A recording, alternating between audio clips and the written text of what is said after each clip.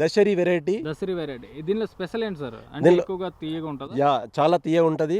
మన తెలంగాణ ప్రజలు చాలా ఇష్టపడి తినే ఫ్రూట్ ఇది. ఎందుకంటే జ్యూసీ టైప్ ఉండి అరౌండ్ నియర్ అబౌట్ 20 TSS అంటాం, తీపిదనము 20 బ్రిక్స్ అనేది ఉంటుంది.